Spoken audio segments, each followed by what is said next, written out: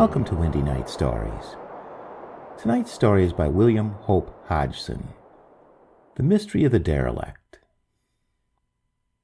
All the night had the four-masted ship, Tarawak, lain motionless in the drift of the Gulf Stream, for she had run into a calm patch, into a stark calm which had lasted now for 2 days and nights.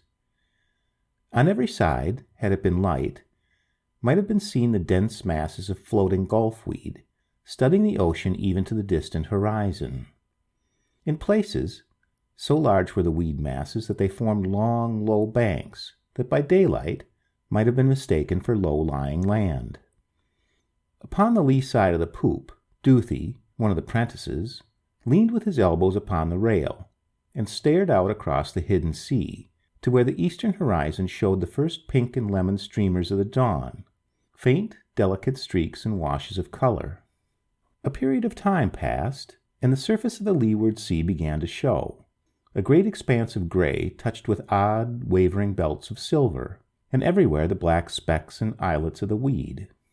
Presently the red dome of the sun protruded itself into sight above the dark rim of the horizon, and, abruptly, the watching Duthie saw something, a great, shapeless bulk that lay some miles to the starboard, and showed black and distinct against the gloomy red mass of the rising sun. "Something in sight to leeward, sir," he informed the mate, who was leaning, smoking, over the rail that ran across the break of the poop. "I just can't make out what it is." The mate rose from his easy position, stretched himself, yawned, and came across to the boy.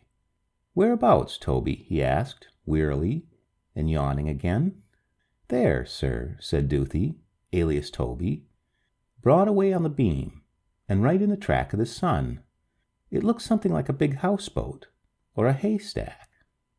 The mate stared in the direction indicated, and saw the thing which puzzled the boy, and immediately the tiredness went out of his eyes and face. "Pass me the glass off the skylight, Toby," he commanded, and the youth obeyed. After the mate had examined the strange objects through his binoculars for, maybe, a minute, he passed them to Toby, telling him to take a squint and say what he made of it. "Looks like an old powder hulk, sir," exclaimed the lad after a while, and to this description the mate nodded in agreement. Later, when the sun had risen somewhat, they were able to study the derelict with more exactness. She appeared to be a vessel of an exceedingly old type, mastless, and upon the hull of which had been built a roof-like superstructure, the use of which they could not determine. She was lying just within the borders of one of the weed banks, and all her side was splotched with greenish growth. It was her position, within the borders of the weed, that suggested to the puzzled mate how so strange and unseaworthy-looking a craft had come so far abroad into the greatness of the ocean, for, suddenly, it occurred to him that she was neither more nor less than a derelict from that vast Sargasso Sea, a vessel that had, possibly, been lost to the world, scores and scores of years gone, perhaps hundreds. The suggestion touched the mate's thoughts with solemnity, and he fell to examining the ancient hulk with an even greater interest, and pondering on all the lonesome and awful years that must have passed over her, as she had lain desolate and forgotten in the grim cemetery of the ocean. Through all that day, the derelict was the object of the most intense interest to those aboard the Tarawak, every glass in the ship being brought into use to examine her. Yet, though within no more than some 6 or 7 miles of her, the captain refused to listen to the mate's suggestion that they should put a boat into the water and pay the stranger a visit. For he was a cautious man, and the glass warned him that a sudden change might be expected in the weather, so that he would have no one leave the ship on any unnecessary business. But for all that he had caution, curiosity was by no means lacking in him, and his telescope, at intervals, was turned on the ancient hulk through all the day. Then, it would be about 6 bells in the second dog watch, a sail was sighted astern, coming up steadily but slowly. By 8 bells, they were able to make out that a small bark was bringing the wind with her, her sails squared, and every stitch set. Yet the night had advanced apace, and it was nigh to 11 o'clock before the wind reached those aboard the Tarawak. When at last it arrived, there was a slight rustling and quaking of the canvas, and odd creaks here and there in the darkness amid the gear, as each portion of the running and standing rigging took up the strain. Beneath the bows and alongside, there came gentle rippling noises as the vessel gathered way, and so, for the better part of the next hour, they slid through the water at something less than a couple of knots in the 60 minutes. To starboard of them, they could see the red light of the little bark, which had brought up the wind with her, and was now forging slowly ahead, being better able evidently than the big heavy Tarawak to take advantage of so slight a breeze. About 11:45, just after the relieving watch had been roused, lights were observed to be moving to and fro upon the small bark, and by midnight it was palpable that, through some cause or other, she was dropping astern. When the mate arrived on the deck to relieve the second, the latter officer informed him of the possibility that something unusual had occurred aboard the bark, telling of the lights about her decks, and how that, in the last quarter of an hour, she had begun to drop astern. On hearing the second mate's account, the first sent one of the prentices for his night glasses, and, when they were brought, studied the other vessel intently, that is, so well as he was able to through the darkness, for, even through the night glasses, she showed only as a vague shape, surmounted by the 3 dim towers of her masts and sails. Suddenly the mate gave out a sharp exclamation, for, beyond the bark, there was something else shown dimly in the field of vision. He studied it with great intenseness, ignoring for the instant the second's queries as to what it was that had caused him to exclaim. All at once, he said, with a little note of excitement in his voice, "The Derelict! The bark's run into the weed around that old hooker." The second mate gave a mutter of surprised assent, and slapped the rail. "That's it," he said. "That's why we're passing her, and that explains the lights. If they're not fast in the weed, they probably run slap into the blessed Derelict." "One thing," said the mate, lowering his glasses and beginning to fumble for his pipe. "She won't have had enough way on her to do much damage." The second mate, who was still peering through his binoculars, murmured an absent agreement, and continued to peer. The mate, for his part, filled and lit his pipe, remarking meanwhile to the unhearing second that the light breeze was dropping. Abruptly, the second mate called his superior's attention, and in that same moment, so it seemed, the failing wind died entirely away, the sails settling down into runkles, with little rustles and flutters of sagging canvas. "What's up?" asked the mate, and raised his glasses. "There's something queer going on over yonder," said the second. "Look at the lights moving about, and did you see that?" The last portion of his remark came out swiftly, with a sharp accentuation of the last word. "What?" asked the mate, staring hard. "They're shooting," replied the second. "Look, there again." "Rubbish," said the mate, a mixture of unbelief and doubt in his voice. With the falling of the wind, there had come a great silence upon the sea, and, abruptly, from far across the water, sounded the distant, dullish thud of a gun, followed almost instantly by several minute but sharply defined reports, like the cracking of a whip out in the darkness. "Jove," said the mate, "I believe you're right." He paused and stared. "There," he said. "I saw the flashes then. They're firing from the poop, I believe. I must call the old man." He turned and ran hastily down into the saloon, knocked at the door of the captain's cabin, and entered. He turned up the lamp, and, shaking his superior into wakefulness, told him of the thing he believed to be happening aboard the bark. "It's mutiny, sir. They're shooting from the poop. We ought to do something." The mate said many things breathlessly, for he was a young man, but the captain stopped him with a quietly lifted hand. "I'll be up with you in a minute, Mr. Johnson," he said, and the mate took the hint and ran up on deck. Before the minute had passed, the skipper was on the poop, staring through his night glasses at the bark and the derelict. Yet now, aboard of the bark, the lights had vanished, and there showed no more the flashes of discharging weapons. Only there remained the dull, steady red glow of the port side light. And, behind it, the night glasses showed the shadowy outline of the vessel. The captain put questions to the mates, asking for further details. "It all stopped while the mate was calling you, sir," explained the second. "We could hear the shots quite plainly." "They seem to be using a gun as well as their revolvers," interjected the mate, without ceasing to stare into the darkness. For a while the three of them continued to discuss the matter, whilst down on the main deck the two watches clustered around the starboard rail, and a low hum of talk rose, fore and aft. Presently, the captain and the mates came to a decision. If there had been a mutiny, it had been brought to its conclusion, whatever that conclusion might be, and no interference from those aboard the Tarawak at that period would be likely to do good. They were utterly in the dark, in more ways than one, and, for all they knew, there might not even have been any mutiny. If there had been a mutiny, and the mutineers had won, then they had done their worst. Whilst if the officers had won, well and good. They had managed to do so without help.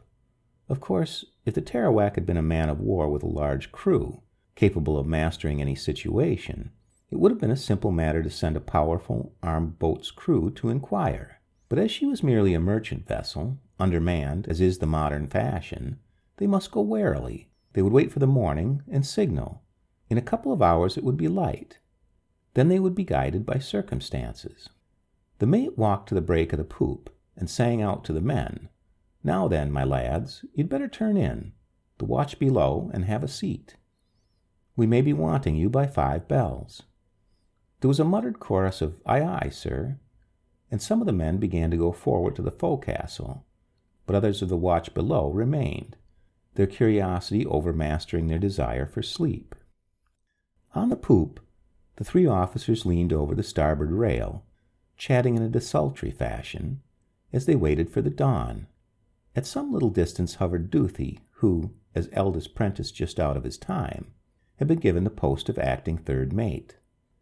Presently, the sky to starboard began to lighten with the solemn coming of the dawn. The light grew and strengthened, and the eyes of those on the Tarawak scanned with growing intentness that portion of the horizon where showed the red and dwindling glow of the bark's side light. Then, it was in that moment when all the world is full of the silence of the dawn, something passed over the quiet sea, coming out of the east, a very faint, long-drawn-out, screaming, piping noise. It might have been the cry of a little wind wandering out of the dawn across the sea, a ghostly, piping skirl, so attenuated and elusive was it, but there was in it a weird, almost threatening note that told the 3 on the poop it was no wind that made so dree and inhuman a sound. The noise ceased, dying out in an indefinite, mosquito-like shrilling, far and vague and minutely shrill, and so came the silence again. "I heard that last night when they were shooting," said the second mate, speaking very slowly, and looking first at the skipper and then at the mate. "It was when you were below, calling the captain," he added. "Shh," said the mate, and held up a warning hand. But though they listened, there came no further sound, and so they fell to disjointed questionings, and guessed their answers as puzzled men will. And over and anon they examined the bark through their glasses, but without discovering anything of note, save that, when the light grew stronger, they perceived that her jib boom had struck through the superstructure of the derelict, tearing a considerable gap therein. Presently, when the day had sufficiently advanced, the mate sung out to the third to take a couple of the prentices and pass up the signal flags and the code book. This was done, and a hoist was made. But those in the bark took not the slightest heed, so that finally the captain bade them make up the flags and return them to the locker. After that, he went down to consult the glass, and when he reappeared, he and the mates had a short discussion, after which orders were given to hoist out the starboard lifeboat.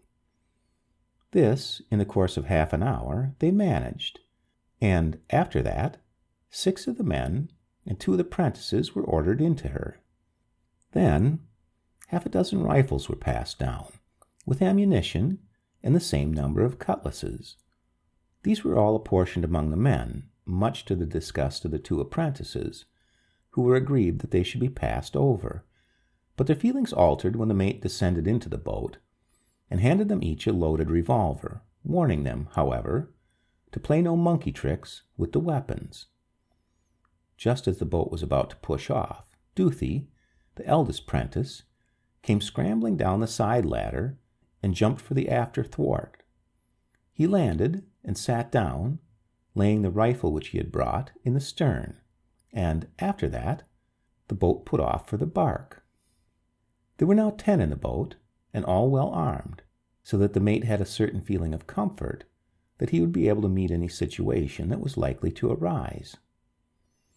After nearly an hour's hard pulling, the heavy boat had been brought within some 200 yards of the bark, and the mate sung out to the men to lie on their oars for a minute. Then he stood up and shouted to the people on the bark. But though he repeated his cry of "Ship ahoy" several times, there came no reply.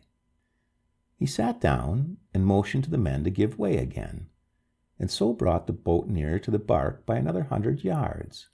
Here he hailed again, but still receiving no reply, he stooped for his binoculars and peered for a while through them at the 2 vessels, the ancient derelict and the modern sailing vessel. The latter had driven clean in over the weed, her stern being perhaps some 20 yards from the edge of the bank. Her jib boom, as I have already mentioned, had pierced the green-blotched superstructure of the derelict, so that her cutwater had come very close to the grass-grown side of the hulk. That the derelict was indeed a very ancient vessel, it was now easy to see, for at this distance the mate could distinguish which was hull and which was superstructure. Her stern rose up to a height considerably above her bows, and possessed galleries coming round the counter. In the window frames some of the glass still remained, but others were securely shuttered, and some missing, frames and all, leaving dark holes in the stern. And everywhere grew the dank, green growth, giving to the beholder a queer sense of repulsion. Indeed, there was that about the whole of the ancient craft that repelled in a curious way, something elusive, a remoteness from humanity that was vaguely abominable. The mate put down his binoculars and drew his revolver, and, at the action, each one in the boat gave an instinctive glance to his own weapon.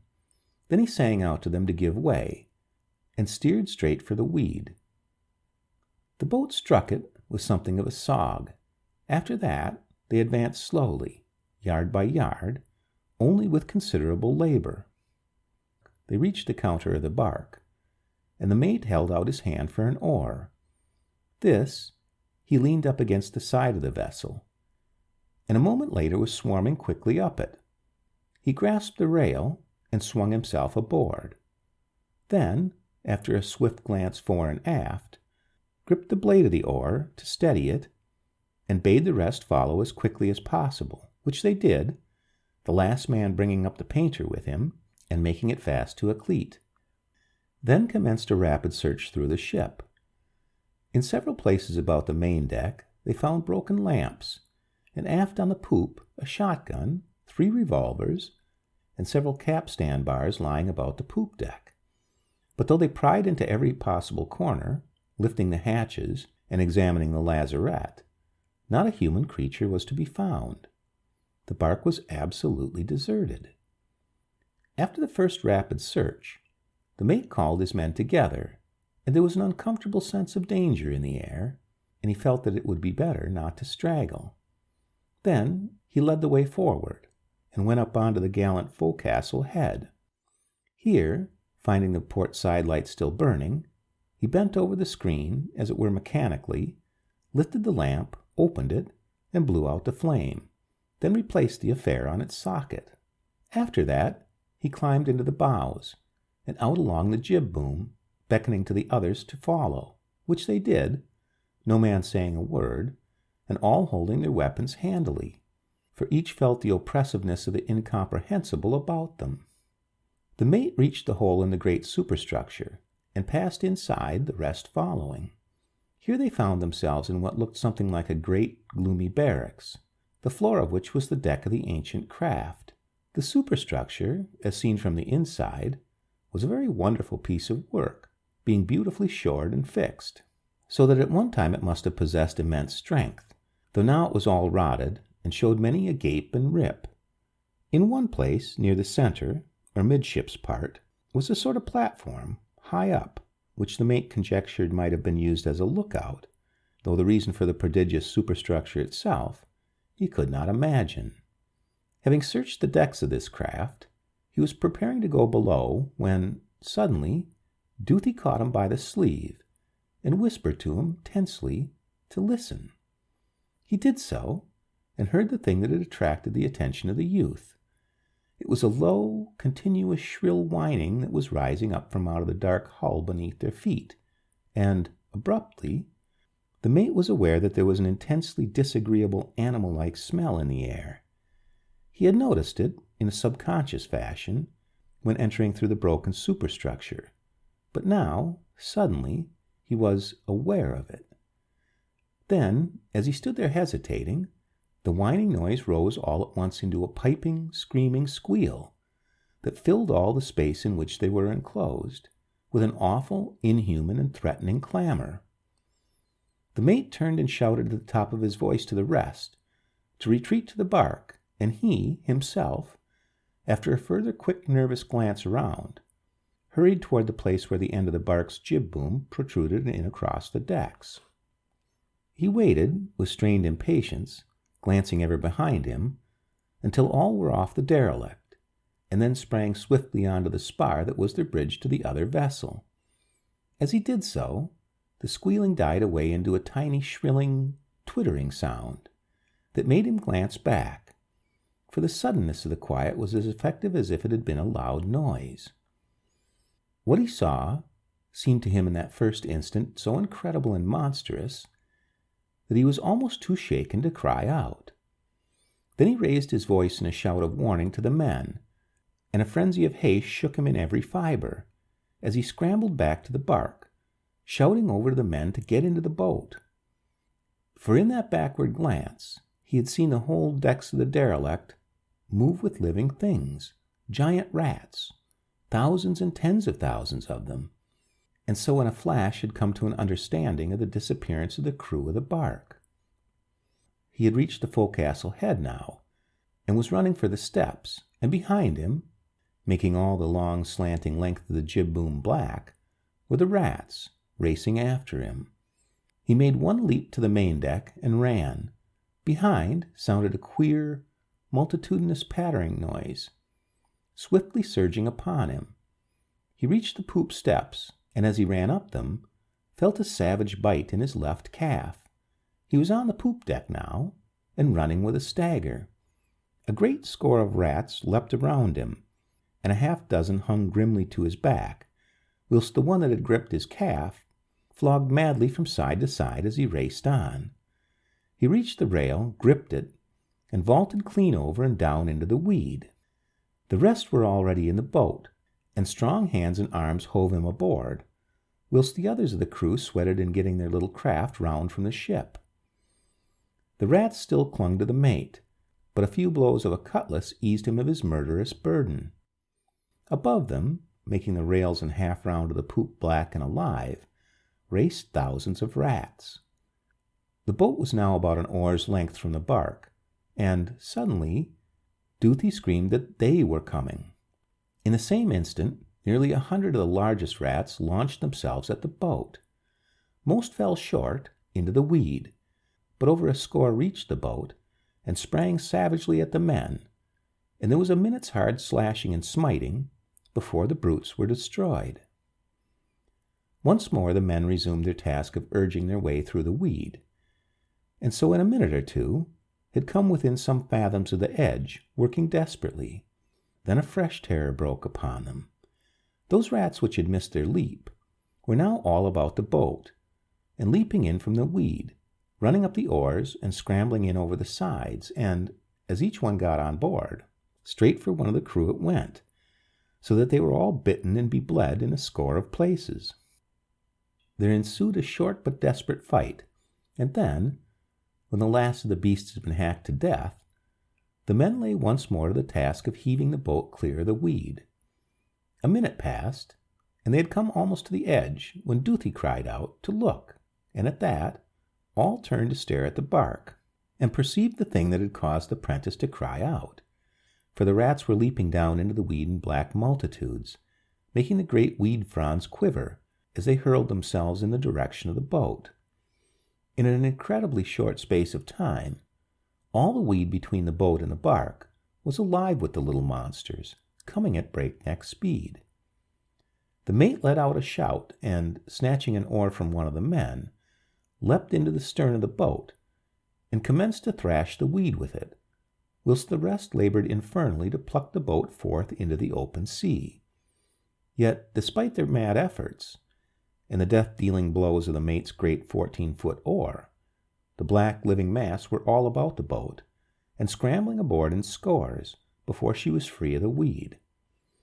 As the boat shot into the clear water, the mate gave out a great curse, and, dropping his oar, began to pluck the brutes from his body with his bare hands, casting them into the sea. Yet, fast almost as he freed himself, others sprang upon him, so that in another minute he was like to have been pulled down, for the boat was alive and swarming with the pests, but that some of the men got to work with their cutlasses, and literally slashed the brutes to pieces, sometimes killing several with a single blow. And thus, in a while, the boat was freed once more, though it was a sorely wounded and frightened lot of men that manned her. The mate himself took an oar, as did all those who were able, and so they rowed slowly and painfully away from that hateful derelict, whose crew of monsters had even then made the weed all of a heave with hideous life. From the Tarawak came urgent signals for them to haste, by which the mate knew that the storm, which the captain had feared, must be coming down on the ship, so he spurred each one to greater endeavor, until, at last, they were under the shadow of their own vessel, with very thankful hearts, and bodies, bleeding, tired, and faint. Slowly and painfully, the boat's crew scrambled up the side ladder, and the boat was hoisted aboard. But they had no time then to tell their tale, for the storm was upon them. It came half an hour later, sweeping down in a cloud of white fury from the eastward, and blotting out all vestiges of the mysterious derelict and the little bark which had proved her victim. And after that, for a weary day and night, they battled with the storm. When it passed, nothing was to be seen, either of the two vessels, or of the weed which had studded the sea before the storm, for they had been blown many a score of leagues to the westward of the spot, and so had no further chance, nor, I ween, inclination, to investigate further the mystery of that strange old derelict of a past time, and her inhabitants of rats. Yet many a time, and in many a forecastle has this story been told, and many a conjecture has been passed as to how came that ancient craft abroad there in the ocean. Some have suggested, as indeed I have made bold to put forth as fact, that she must have drifted out of the lonesome Sargasso Sea, and, in truth, I cannot but think this is the most reasonable supposition. Yet, of the rats that evidently dwelt in her, I have no reasonable explanation to offer. Whether they were true ship's rats, or a species that is to be found in the weed-haunted plains and islets of the Sargasso Sea, I cannot say. It may be that they are the descendants of rats that lived in ships long centuries lost in the weed sea, and which have learned to live among the weed, forming new characteristics, and developing fresh powers and instincts. Yet I cannot say, for I speak entirely without authority, and do but tell this story as it is told in the forecastle of many an old-time sailing ship, that dark, brine-tainted place where the young men learned somewhat of the mysteries of all the mysterious sea. The end.